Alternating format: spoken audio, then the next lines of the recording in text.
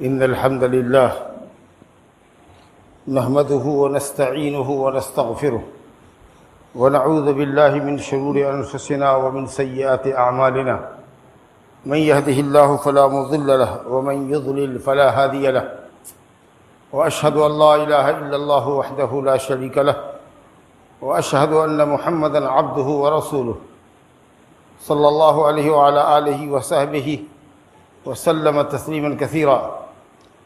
يا أيها الذين آمنوا اتقوا الله حق تقاته ولا تموتن إلا وأنتم مسلمون.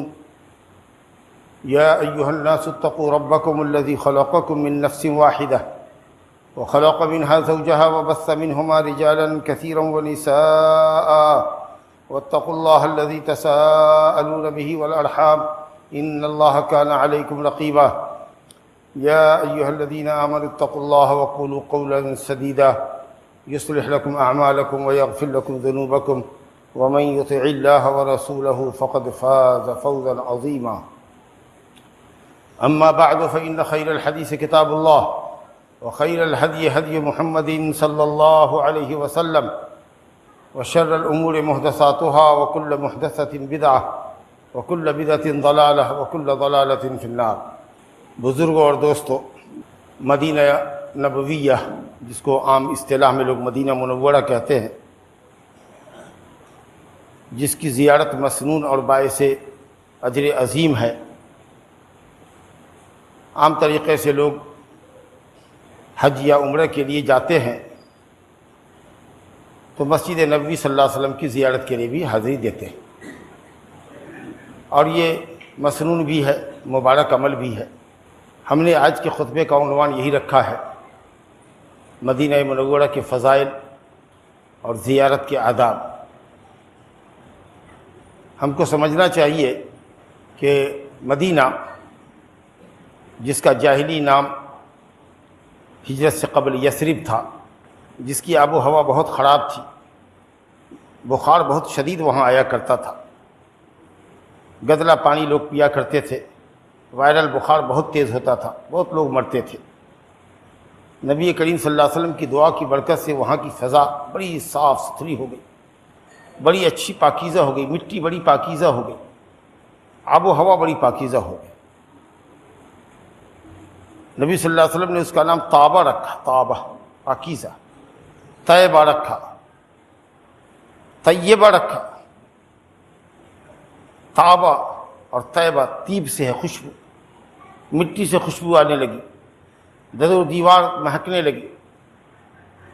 بہت سے لوگوں نے بتایا کہ سال ہر سال سے مدینہ کے کسی محلے میں رہتے ہیں، ہم نے بدبو نہیں سنی. نہ جانے کہاں سے کس طرح کی فضا معطر ہوتی ہے، ہوا معطر ناکوں کو معطر کرتی ہے. اللہ کی فضل و کرم سے، نبی صلی اللہ علیہ وسلم کی دعا کی برکت ہے. آپ نے فرمایا اللہ یہاں کا بخار اور یہاں کی وبا کو مقام جحفہ میں منتقل کر دے. یہ وہ مدینہ ہے جہاں نبی صلی اللہ علیہ وسلم نے ہجرت کی. مکہ سے اسلام کا کلمہ بلند ہوا، 13 سال مکے میں رہے. مکہ اور بغل کا شہر طائف جب دعوت اسلامی کے لیے، اسلامی توحید کی دعوت کے لیے سنگلاخ ثابت ہوا تو ایک نئی زمین کی تلاش تھی جہاں سے دعوت کا کام پھر سے کیا جائے. اللہ نے یہ شرف اہل مدینہ کو لکھا تھا. مدینہ کے کچھ لوگ آئے حج کے موسم میں، 2 سال نبی صلی اللہ علیہ وسلم کی ان سے ملاقات ہوئی، یہاں تک کہ انہوں نے نبوت کے 13ویں سال میں جب آپ مکے میں تھے بہت الحاح اور اصرار کیا کہ آپ مدینہ آئیے. آپ نے کہا دیکھو مدینہ جانے کا مطلب پورے عرب سے دشمنی مول لینا ہے، مکہ والوں سے تو لینا ہی ہے اور دوسرے عرب سے بھی دشمنی لینا ہے. تو ہم کو اگر بلا رہے ہو تو سمجھ کے بلاؤ، ہماری جان اور مال کی حفاظت کرنی ہوگی. کہا کوئی ہماری لاش سے گزر کے ہی آپ تک پہنچے گا. ہم آپ کی حفاظت ایسے کریں گے جس طرح ہم اپنی بیوی بچوں کی حفاظت کرتے ہیں. جب پورا معاہدہ انہوں نے کر لیا تو نبی صلی اللہ علیہ وسلم نے کہا کہ ٹھیک ہے ہم آتے ہیں. رب تعالیٰ کے حکم کا انتظار تھا. جب حکم آیا آپ نے ہجرت کیا، اور ہجرت کے سفر میں جس کو اپنا ساتھی بنایا وہ ابو بکر صدیق رضی اللہ عنہ تھے، جن کے ساتھ غار ثور میں 3 دن تک چھپے رہے. جب آپ کی تلاش اور جستجو کی آگ ٹھنڈی پڑی تو آپ وہاں سے نکلے، اس لیے ان کو یار غار کہا جاتا ہے۔ ثانی اثنین اذ ہما فی الغار، دو کا دوسرا جو غار میں تھا، ایک تو نبی صلی اللہ علیہ وسلم تھے اور دوسرا کون تھا؟ ابو بکر صدیق رضی اللہ عنہ۔ بہرحال مدینہ پہنچ گئے، وہاں امن اور عافیت کی فضا ملی، اس کو کہا جاتا ہے دار الہجرت، جہاں وحی الہی نازل ہوئی۔ اکثر احکام کی جو صورتیں ہیں، مسائل کی جو صورتیں ہیں قرآن مجید میں، وہ سب مدینہ میں اتری۔ بڑی بڑی جو صورتیں ہیں قرآن مجید میں، سورہ بقرہ ہو، آل عمران ہو، نساء ہو، اس طرح کی صورتیں، مائدہ، جتنے احکام کی صورتیں ہیں، اسے بڑے مسائل ہیں، وہ مدینہ کے اندر اتری۔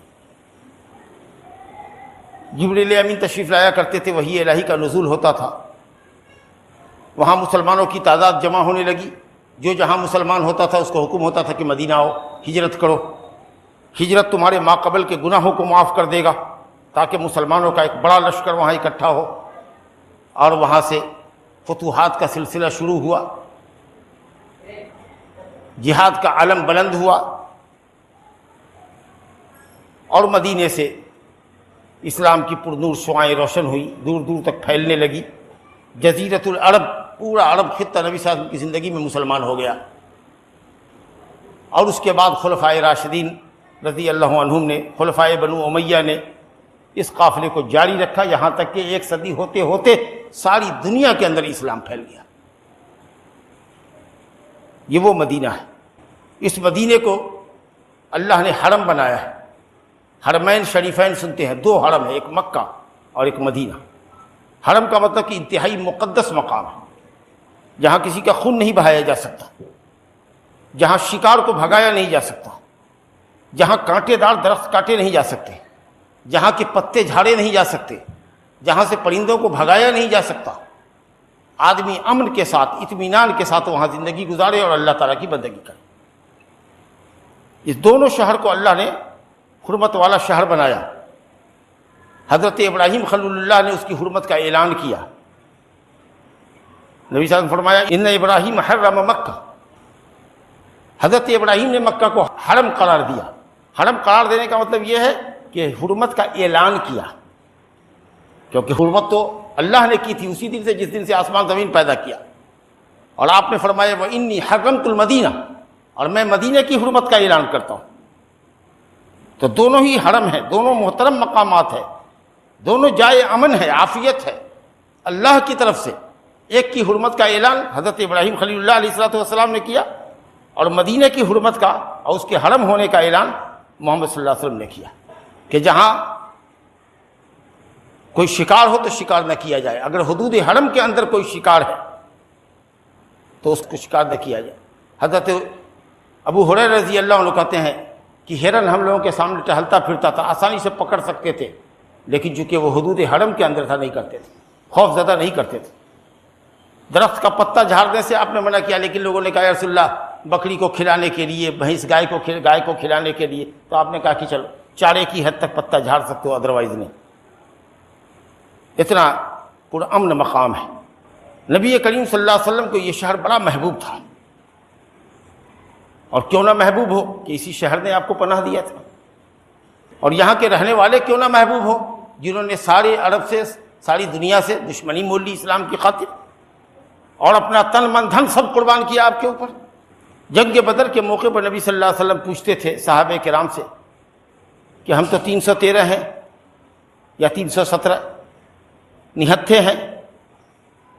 ابو سفیان اپنے قافلے تجارت کو ساحل سمندر کے ذریعے نکال کر لے جانے میں، مکہ پہنچنے میں کامیاب ہو گیا ہے، اور ابو جہل 1000 کا دل بادل، 1000 کا مسلح لشکر لے کر حاضر ہے۔ کیا کرو گے؟ لڑو گے؟ اللہ نے وعدہ کیا ہے کہ یا تو قافلہ تجارت ملے گا اور نہیں تو فتح ملے گی۔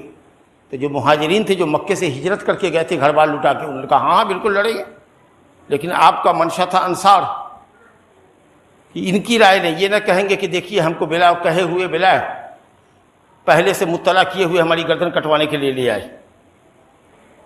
تو کہا دیکھو جیت تو یقینی ہے، اگر قافلہ نہیں ملا ہے تو جنگ جیتیں گے ہم، یہ تو یقینی ہے، اللہ کے وعدے پر یقین ہے، لیکن تم لوگ بولو۔ انصار سمجھ گئے کہ مہاجرین کے بار بار ہاں کہنے پر بھی آپ ہم سے پوچھ رہے ہیں یا پوچھ رہے ہیں کہ تم لوگوں کی کیا رائے ہے، گویا ہم سے رائے لے رہے ہیں۔ تو انصار نے کہا کہ یا رسول اللہ اگر آپ کی مراد ہم ہیں تو قسم اللہ کی آپ آگے بڑھیے، اگر آپ کا حکم ہوگا تو ہم سمندر میں کود جائیں گے۔ حضرت موسیٰ کی قوم نہیں ہے جن سے موسیٰ نے کہا تھا کہ چلو بیت المقدس میں جو فوج ہے یا جو مشرکین کا لشکر ہے اس سے جنگ کرو، اللہ نے وعدہ کیا ہے فتح دے گا۔ تو قوم موسیٰ نے کہا کہ نہیں ہم نہیں جائیں گے، ان فیہا قوما جبارین، وہاں بڑے ظالم اور جابر لوگ بستے ہیں، اے موسیٰ تو اور تیرا رب جائے اور قتال کرے، ہم جانے والے نہیں، ہم یہاں بیٹھنے والے، ہم وہ نہیں ہیں یا رسول اللہ، آپ صرف اشارہ کیجیے ہم چھلانگ لگا دیں گے سمندر میں۔ پھر آپ گئے اور تاریخ گواہ ہے جنگ بدر کی وہ لڑائی تھی، اور پہلی فیصلہ کن لڑائی تھی، مسلمانوں کو فتح مبین ملی، اور یہاں سے مکہ کے مشرکین اب دہلنے لگی، بڑے بڑے سورما ان کے قتل کیے گئے اور بڑے بڑے لوگوں کو گرفتار کیا گیا، 70 مارے گئے، 70 پکڑے گئے۔ تو کیوں نہ وہاں کے لوگوں سے محبت ہو جنہوں نے ہر طرح کی قربانی دی۔ آپ نے فرمایا حب الانصار من الایمان، انصار مدینہ سے محبت کرنا۔ اوس اور خزرج کا جو دو قبیلہ تھا جو مسلمان ہوا تھا، جس کی اسلامی نصرت اور حمایت کی وجہ سے اللہ نے اور رسول نے اس کا نام انصار رکھا، ناصر کی جمع مددگار، کہا کہ جس نے انصار سے محبت کیا وہ مومن، اور انصار سے بغض و عداوت رکھنے والا منافق، کیونکہ انصار سے دوستی اور محبت کس بات پر ہے؟ اسلام کی نصرت اور حمایت کے نام پر، رسول گرامی کی حضرت و حمایت کے نام پر۔ آپ کو تو اتنی محبت تھی اس شہر سے کہ شہر تو شہر ہے، وہاں کے پتھروں سے، وہاں کے پہاڑوں سے آپ کو محبت تھی۔ جب آپ دیکھتے جبل احد کو تو کہتے ھذا جبل یحبنا ونحبہ، یہ وہ پہاڑ ہے جبل احد جو مدینہ کا سب سے بڑا پہاڑ ہے، جانب اتر کے پچھم سے لے کر پورا تک لمبی پٹی گئی ہے۔ کہا کہ یہ وہ پہاڑ ہے جو ہم سے محبت کرتا ہے اور میں اس سے محبت کرتا ہوں۔ ایک مرتبہ نبی صلی اللہ علیہ وسلم حضرت ابوبکر اور صدیق اور عثمان پہنچے احد کے اوپر، احد لرز گیا، کانپنے لگا پہاڑ، کتنی کتنی بڑی ہستی آ گئی ہے، اللہ اکبر۔ تو آپ نے ایک قدم مارا پہاڑ کو، کہا کہ اثبت، ٹھہر، تمہارے اوپر نبی ہے، صدیق ہے اور شہید ہے، اللہ اکبر، ٹھہر گیا۔ جب آپ کبھی قافلے سے لوٹتے، سفر سے لوٹتے، مدینہ کے باہر سفر میں جاتے، اور جب مدینہ کے بام ادھر نظر آتے تو اوضع راحلتہ، اپنی سواری کو تیز کر دیتے، حرک راحلتہ، اپنی سواری کو تیز کر دیتے، مدینہ کی محبت کہ جلد سے جلد مدینہ پہنچے۔ سب سے زیادہ محبوب شہر نبی صلی اللہ علیہ وسلم کو کون تھا؟ مکہ، کیونکہ وہ سب سے زیادہ محبوب شہر اللہ کی نگاہ میں بھی ہے، جہاں آپ پیدا ہوئے تھے، جہاں آپ کی زندگی کے کوئی 53 سال گزرے تھے، جہاں آپ کے باپ دادا زندہ تھے یا مردہ تھے، ان کی قبریں تھیں۔ ہر آدمی کو اپنے وطن سے محبت ہوتی ہے، لیکن جب ہجرت کے موقع پر نکلنے لگے تو شہر سے باہر جا کر مکہ کی طرف رخ کر کے مخاطب ہو کر کے کہا کہ اے مکہ، انک لخیر ارض اللہ واحب الارض الی اللہ ولولا انی اخرجت منک ما خرجت۔ ترمذی کی حدیث صحیح ہے کہ اے مکہ، تو اللہ کی زمین میں سب سے پسندیدہ ہے، سب سے محبوب شہر ہے اللہ کی نگاہ میں، اگر میں یہاں سے نکالا نہ جاتا تو میں کبھی تیرے دامن سے نہ نکلتا۔ اس سے معلوم ہوا کہ سب سے مبارک اور متبرک شہر مکہ ہے۔ جب مدینہ آپ گئے تو کہا کہ دعا فرمائیے اللہم اجعل المدینۃ احب الی من مکہ او مثلہا او اشد۔ مفہوم یہ ہے کہ اے اللہ مدینہ کی محبت ہمارے سینے میں ایسے ہی ڈال دے جیسے کہ مکے کی محبت تھی، یا اس سے کہیں زیادہ۔ نبی کریم صلی اللہ علیہ وسلم اور صحابہ کرام جو ہجرت کر کے مکہ سے آئے تھے مدینہ، الحمدللہ مدینہ کی محبت ان کی رگوں پے میں سما گئی۔ جس طریقے سے رگوں میں خون دوڑتا ہے اس طریقے سے محبت مدینہ کی دوڑتی تھی، اور سانسوں میں گھل گئی مدینہ کی محبت، جیسے ہر سانس آتی ہے ویسے مدینہ کی محبت آتی ہے اور جاتی ہے۔ جب کوئی نیا پھل لایا جاتا، کھجور کا یا کسی طرح کے انگور کا گچھا لایا جاتا، کھجور کا گچھا لایا جاتا، نبی صلی اللہ علیہ وسلم کی خدمت میں پیش کیا جاتا، نیا پھل ہے یا رسول اللہ، پکنے لگا ہے، تو آپ کہتے اللہم بارک فی ثمرنا، اللہ ہمارے پھل میں برکت دے، وبارک فی مدینتنا، اللہ ہمارے مدینے میں برکت دے، اللہم بارک فی ساعنا و مدنا، اللہ ہمارے سا میں اور مد میں برکت دے۔ نپنا ہے نا، 4 مد کا ایک سا ہوتا ہے، ہمارے نپنے میں برکت دے۔ کہا اللہ مدینے میں مکے سے برکت دے، مکے جیسی برکت دے یا دگنی برکت دے مدینے کے اندر۔ اس طریقے سے آپ صلی اللہ علیہ وسلم نے یہاں کے لیے دعا فرمائی، اور مدینے کی رہائش کو آپ نے بہت محبوب اور بہت پسند کیا۔ کہتے تھے کہ جو مدینہ میں بسے گا اور مدینے میں ہونے والی تکلیف پر صبر کرے گا، اگرچہ ایک حسین دنیا اس کو آواز دے رہی ہو، کوئی اس کا بھائی بند کہہ رہا ہو کہ آ جاؤ ہندوستان، کوئی کہتا ہو آ جاؤ لندن، کوئی کہتا ہو آ جاؤ کینیڈا، یہاں بہت اسٹینڈرڈ کی لائف ہے، بہت کمائی ہے، لیکن مدینہ والا کہتا ہے کہ نہ، ہم مدینہ چھوڑ کے نہیں جائیں گے، چاہے جیسی بھی تکلیف ہوگی، ہم نبی کے شہر میں رہیں گے، مشکلات اور مصائب بھی ہوں گے، بیماری آزاری بھی ہوگی، کچھ کم کمائی بھی ہوگی، تو ہم مدینے ہی میں رہیں گے۔ تو آپ نے فرمایا کہ جو مدینے کی مشکلات پر صبر کر کے مدینے میں رہے گا، میں اس کے لیے قیامت کے دن سفارش کروں گا یا اس کے ایمان کی گواہی دینے والا بنوں گا۔ اور آپ نے فرمایا کہ من احب ان یموت بالمدینہ فلیمت، جو مدینے میں مرنا پسند کرتا ہو اور مرنے کا ارادہ رکھتا ہو، اس کو کوشش کرنی چاہیے کہ مدینے میں اس کی موت آئے۔ فإنه لن يموت أحد بالمدینہ إلا كنت له شفیعا، کیونکہ مدینے میں مرنے والے کے حق میں سفارش کروں گا۔ لیکن آپ سمجھ سکتے ہیں کہ مدینہ میں بسنے کا کیا مطلب ہے۔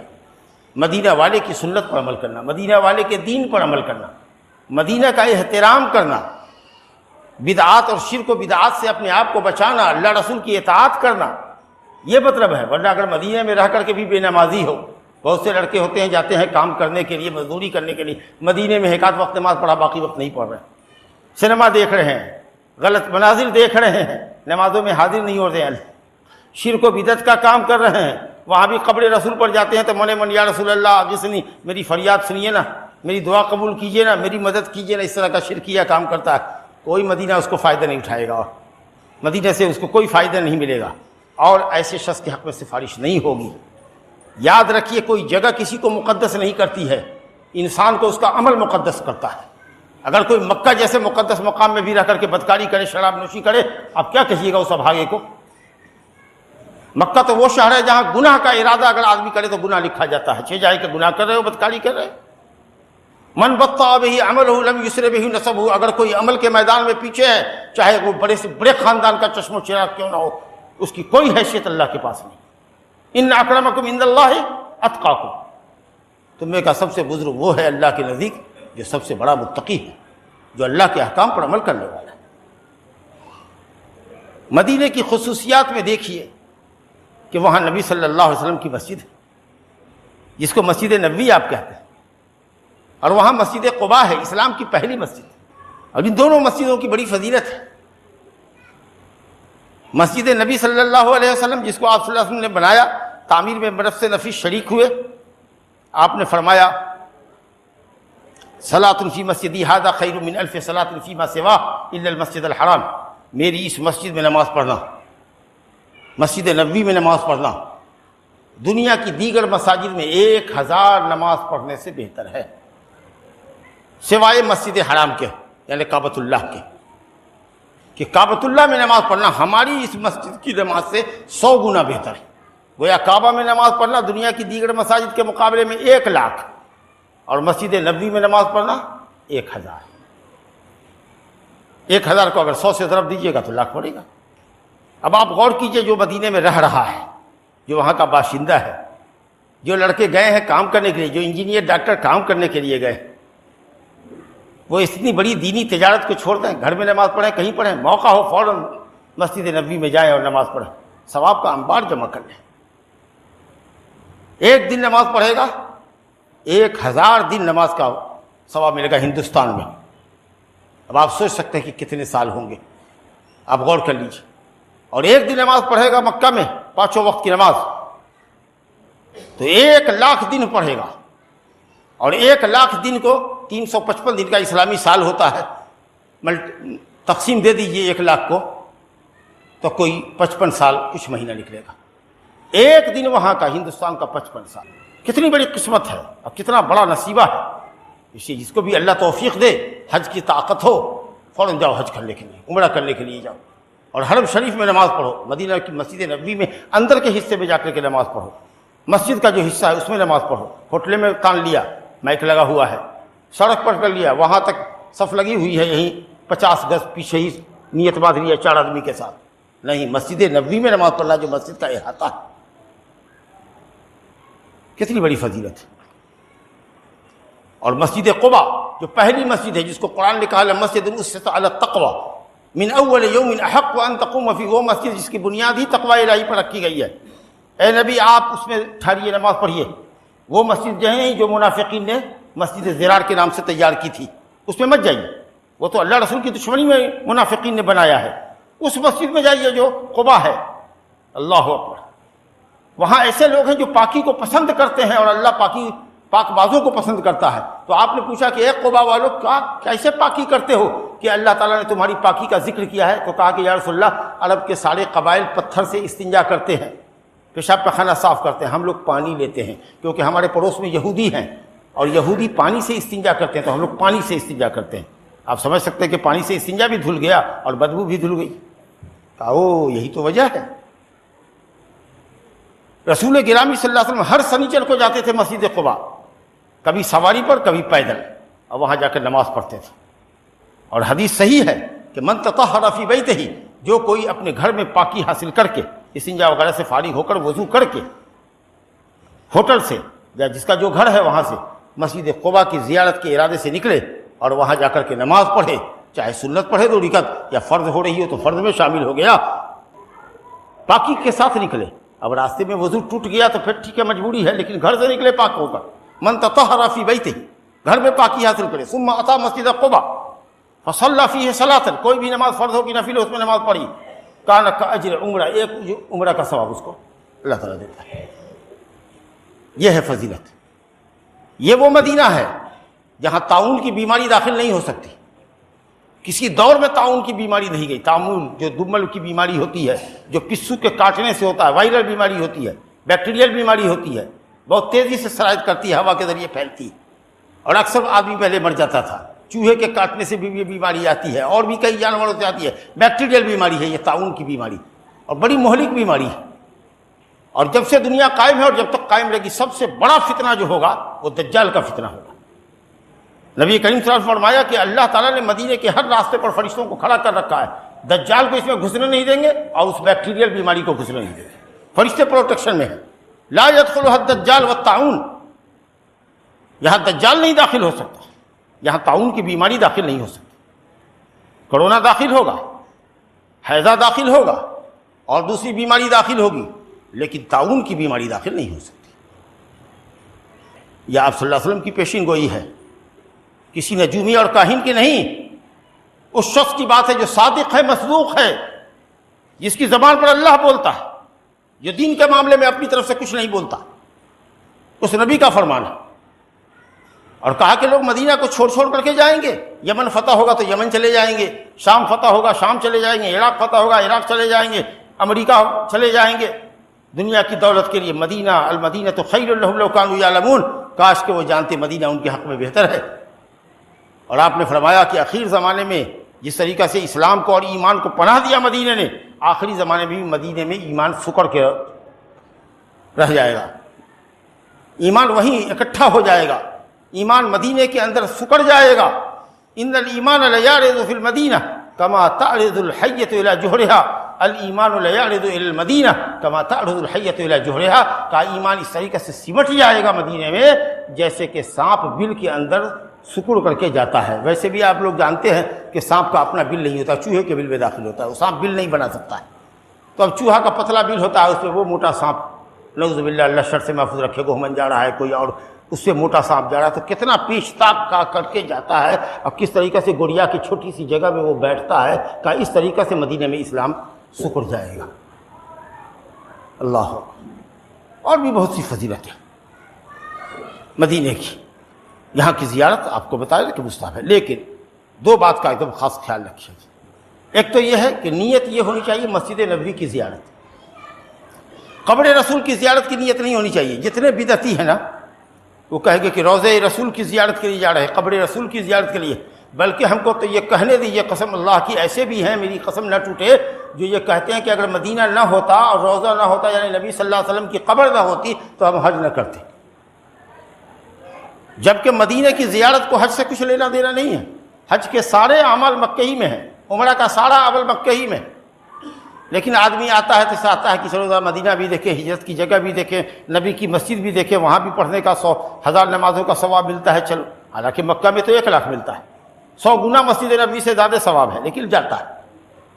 تو مسجد نبی صلی اللہ علیہ وسلم کی حدیث ہے بخاری مسلم میں، لا تشد الرحال الا الى ثلاثه مساجد، سفر نہ کرو دور دراز سے سفر نہ کرو عبادت کا سفر، تقرب اللہ، اللہ سے نزدیکی حاصل کرنے کا سفر، مگر 3 مسجدوں کے لیے، مسجد حرام کعبۃ اللہ کے لیے، میری اس مسجد کے لیے، مسجد نبوی کے لیے، اور بیت المقدس کے لیے۔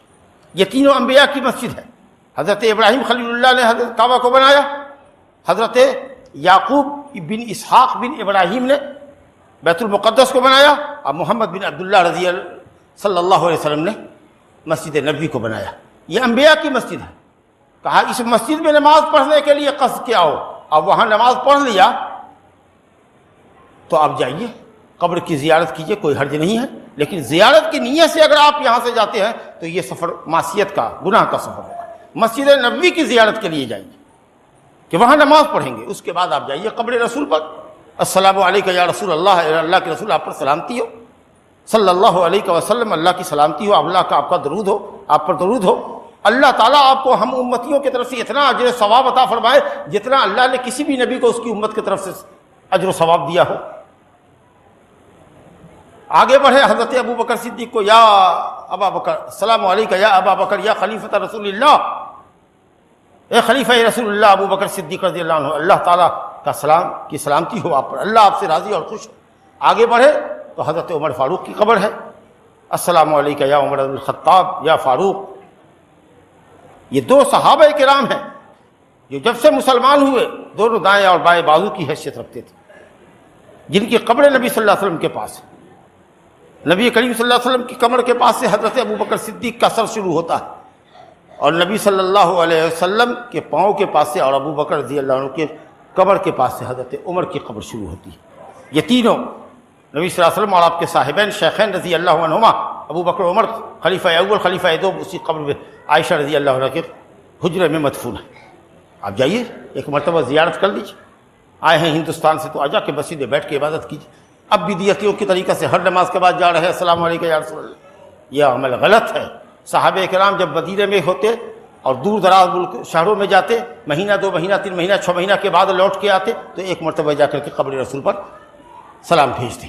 ہر نماز کے بعد بعض بدعتیوں کی عادت ہوگی کہ جا کر کے سلام پھیرے گا، اس سے غلو بڑھتا ہے۔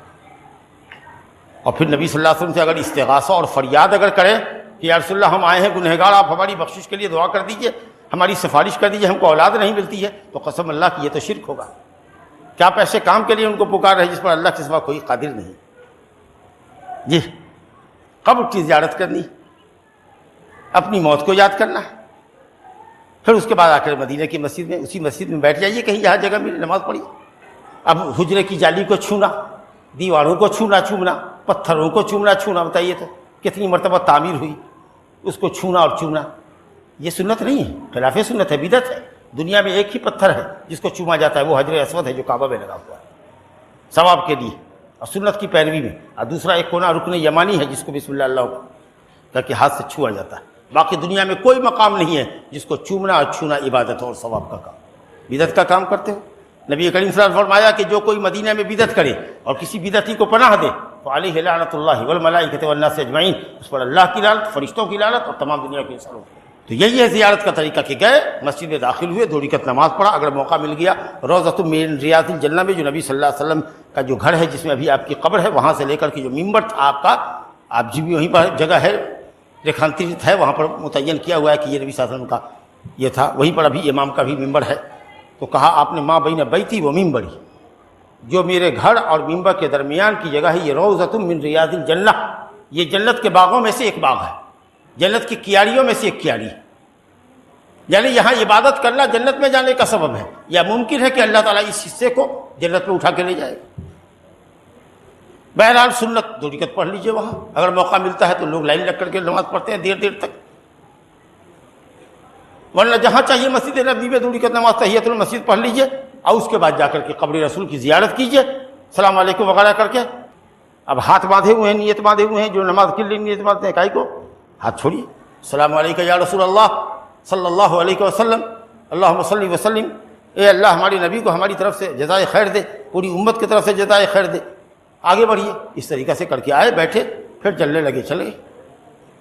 اس کے بعد مسجد قباء جائیے، سنیچر کے دن جاتے ہیں تو ٹھیک ہے، لیکن اگر اس سے پہلے ہی آپ کو نکلنا ہے تو کسی بھی دن آپ اپنے حجرے سے، اپنے ہوٹل سے وضو کر کے جائیے، وہاں نماز پڑھیے، عمرہ کا ثواب ملے گا۔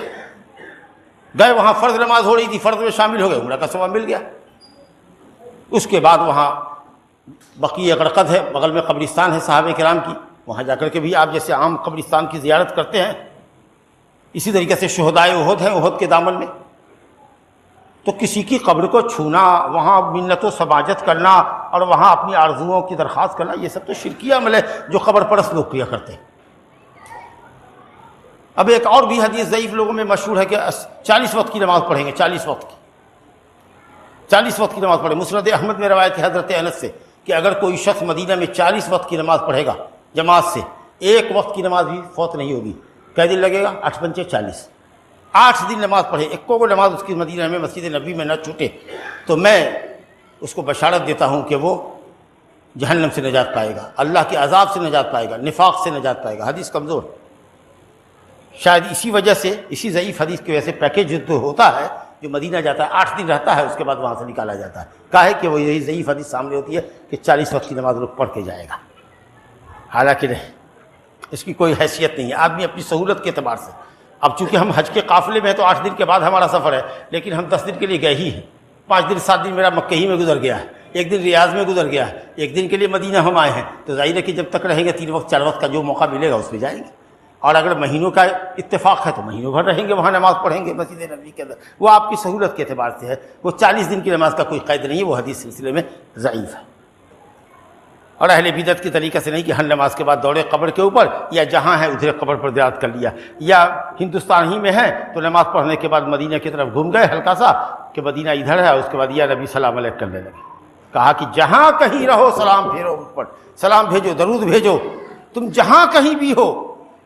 نبی کریم صلی اللہ علیہ وسلم کے صحابہ نے، نواسے نے یہ کہا کہ تم جو مدینہ میں ہو اور وہ جو اندلس میں ہے، اسپین میں، دونوں کا سلام نبی کو پہنچایا جاتا ہے۔ یہ حدیث غلط ہے کہ جو کوئی قبر پر سلام بھیجے گا تو میں سنوں گا، اب باہر کرے گا تو فرشتہ پہنچاوے گا، غلط ہے حدیث۔ تم اور جو اندلس میں ہے وہ دونوں برابر ہیں۔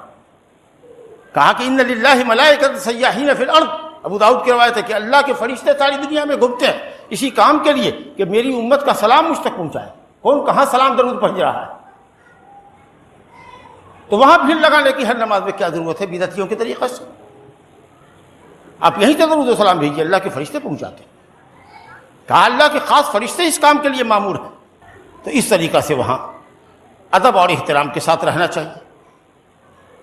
آج بھی آپ جائیے گا مدینے کے اندر، کتنی دنیا ایڈوانس ہو گئی ہے، بہت سکون اور شانتی وہاں مدینے میں ملے گی۔ کسی بھی گلی سے گزر جائیے ایک دم سناٹا ملے گا، شور ہنگامہ نہیں ہے لاکھوں کے باوجود بھی، نہیں معلوم کہ زمین آوازوں کو نگل جاتی ہے کہ کیا کرتی ہے، کہیں کوئی آواز نہیں، اتنا پیسفل رہتے ہیں۔ مسجد نبی میں زور سے بولنا نہیں ہے۔ حضرت عمر فاروق رضی اللہ عنہ کے زمانے میں 2 نوجوان مسجد نبی میں آپس میں جھگڑ رہے تھے، لڑ رہے تھے، آواز ان کی بلند ہو رہی تھی۔ حضرت صائب بن یزید کہتے ہیں، بخاری شریف کی روایت ہے کہ حضرت عمر فاروق نے ایک کنکڑی مار کے مجھ کو اپنی طرف متوجہ کیا۔ جب میں متوجہ ہوا تو عمر فاروق تھے۔ کہا امیر المومنین نے کہ دونوں نوجوانوں کو بلا کے لاؤ، بلا کے لائے تو کہا کہ کہاں کے ہو رہنے والے؟ تو ان دونوں نے کہا کہ ہم طائف شہر کے ہیں۔ کہاں مدینہ کہاں طائف؟ کہا او جبھی تو تم نبی صلی اللہ علیہ وسلم کی مسجد میں آواز بلند کر رہے ہو، اگر مدینے کے ہوتے تو ماں ڈنڈا کے پیٹھ میں درد پیدا کرتے تھے، لیکن باہر کے ہو تو جا، جیسے آپ کہیے کہ کیا رے بابو سلیم پور کا ہے تھا نا، پیغمبر پور کے، وہ اسی لیے تو ایسا کر رہے ہو، تو ہمارے یہاں کا ہوتا تو ایسا تو نہیں کرتا، تو دے داغ دیتے تم کو مارتے مارتے۔ تو نبی صلی اللہ علیہ وسلم کا احترام جس طریقے سے زندگی میں واجب تھا، مرنے کے بعد بھی واجب ہے۔ آپ اپنے قبر میں زندہ ہیں، لیکن وہ زندگی کیسی ہے؟ برزخ کی زندگی ہے، جو نہ دنیا کی زندگی ہے نہ آخرت کی زندگی ہے۔ اس زندگی کی حقیقت صرف اللہ ہی جانتا ہے۔ انبیاء کی قبروں، انبیاء کی لاشوں کو زمین کے لیے کھانا حرام کر دیا گیا ہے۔ تر و تازہ ہیں، آپ زندہ ہیں، کیسے سلام پیش کیا جاتا ہے، کیسے کا سوال مت کیجیے، یہ علم غیب کی باتیں۔ لیکن ایسا نہیں ہے کہ نبی صلی اللہ علیہ وسلم کا وسیلہ اور واسطہ پکڑا جائے، جیسا کہ اہل بدعت کہتے ہیں۔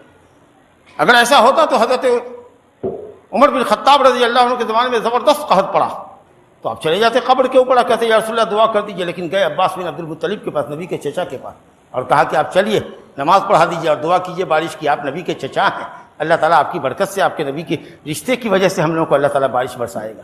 تو کسی طرح کا کوئی بدعت کا کام اگر آپ وہاں کرتے ہیں تو آپ گویا اپنی زیارت کے ثواب کو باطل کرتے ہیں اور زیارت کس نیت سے ہونی چاہیے؟ مسجد نبوی میں نماز پڑھنے کی نیت سے. پھر جاؤ نا آپ قبرستان مدینہ میں جاؤ، ہم کہاں منع کرتے، لیکن دور دراز سے قبر کی زیارت کے لیے جانا، سمجھا کہ نہیں، یا طور پہاڑ کی زیارت کے لیے جانا جی، یا بغداد شریف میں جانا کہ صاحب حضرت عبد القادر جیلانی کی قبر کی زیارت کے لیے جا رہے ہیں، قسم اللہ کی معصیت ہے، گناہ ہے، اور اس پہ راستے میں خرچ ہونے والا پیسہ حرام اور باطل ہے، باطل ہے آپ کا. دلی کی جامع مسجد میں نماز پڑھنے جا رہے کا ہے؟ صرف دنیا کی 3 مسجد میں نماز پڑھنے کے ارادے سے جا سکتے. جاؤ دلی، اپنے کام سے جا رہے ہو ٹہلنے پھرنے کے بعد موقع ملے دلی کی جامع مسجد میں چلے جاؤ نماز پڑھنے کے لیے، ہم منع کرتے تھوڑے. لیکن یہاں سے جائیں گے ہم فلانے گاؤں کی مسجد میں نماز پڑھنے کے لیے تو کوئی ثواب نہ ملے گا، کوئی عبادت نہ ملے گی، اس راہ میں جو پیسہ خرچہ کرو گے اس کا کوئی ثواب نہ ملے گا. لیکن مکہ جاؤ گے، مدینہ جاؤ گے، بیت المقدس میں نماز پڑھنے کے ارادے سے جاؤ گے، ایک ایک کوڑی کا ثواب ملے گا. اللہ تعالیٰ سے دعا ہے کہ وہ مدینے کی عظمت اور اہمیت کو سمجھنے کی توفیق عطا فرمائے. مدینے کی محبت، مدینے والوں کی محبت، نبی صلی اللہ علیہ وسلم کی محبت، آپ کے صحابہ کرام انصار اور مہاجرین و انصار کی محبت، خلفائے راشدین کی محبت، اور جو اہل سنت وہاں رہ رہے ہیں ان کی محبت عطا فرما. اور دعا کیجئے، آرزو تو کم سے کم کر ہی سکتے ہیں حضرت عمر فاروق کے طریقے سے کہ اللہم ارزقنی شہادۃ فی بلد رسولک، اللہم ارزقنی شہادۃ فی سبیلک واجعل موتی فی بلد رسولک، اللہم ارزقنی شہادۃ فی سبیلک، اللہ اپنے راستے میں شہادت کی موت دے، اور اے اللہ اپنے نبی کے شہر میں ہم کو موت دے. تو یہ دعا کریں کہ اللہ تعالیٰ اپنے نبی کے شہر میں ہماری موت ہو، اطاعت الہی پر موت ہو، جہاں کہیں بھی رہیں، اگر نہیں تو استقامت نصیب ہو دین پر، اور دین پر ثابت قدم رہیں، شرک و بدعت سے پرہیز کریں. ھذا وباللہ توفیق، وصلی اللہ وسلم وبارک علی نبینا محمد وعلی آلہ وصحبہ اجمعین. اقول ما تسمعون واستغفر اللہ لی ولکم ولسائر المسلمین من کل ذنب فاستغفروہ انہ هو الغفور الرحیم.